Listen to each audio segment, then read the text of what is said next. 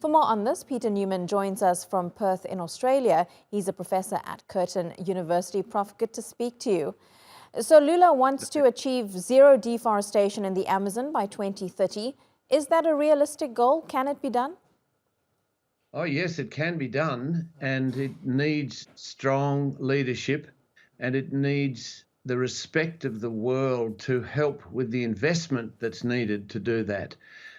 Respect is a very big part of global politics, and the finance world will invest in the opportunities of preserving and making the benefit for the whole world of a climate resilient society that does not destroy that massive forest that is so important to the world's climate.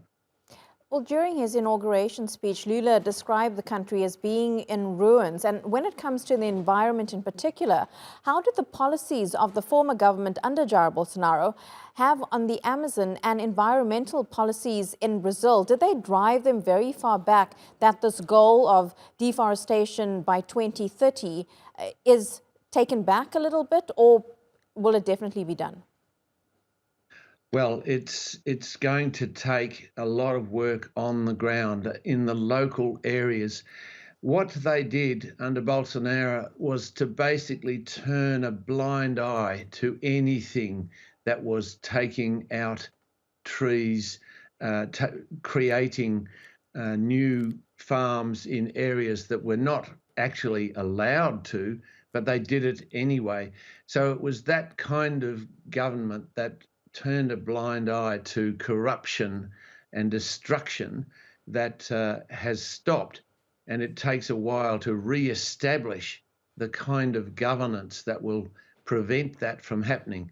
But the police forces and the local communities can have some hope now that this will be reined in. And the world will be watching. This is the important step that needs to be now recognised in the world, and its future is more hopeful because of this change in government. Yeah, you speak about the world watching, and Lula himself, even before being elected president, he has spoken about improving Brazil's international relations, talking about multilateralism, making Brazil a player again in the international arena. How important is that when it comes to preserving environmental causes for Brazil that also ultimately affect the rest of the world? The Amazon, known as the lungs of the world, incredibly important for all our survival. Yes, we feel in Australia very close to Brazil in many ways, because 2 years ago were our terrible fires that went through our forests, and the same was happening in Brazil, and the world watched on as both countries didn't seem to know how to rein in the policies that were allowing these terrible things to happen. And so getting respect back, it has happened in Australia. We have implemented now laws that are preventing the kind of destructive approaches to the future. And we look now to see that Lula can do this. He's certainly made all the right steps.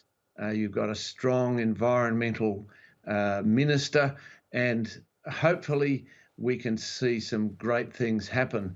It is a global issue. It is not just a local issue, but it is only solved locally, and the nation states have to play a very big role in this.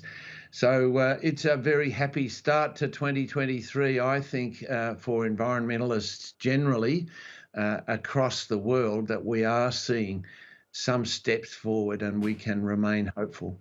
Yeah, remaining hopeful, the only way forward. Professor Peter Newman, live to us there from Perth. Thank you so much for your time. Thank you.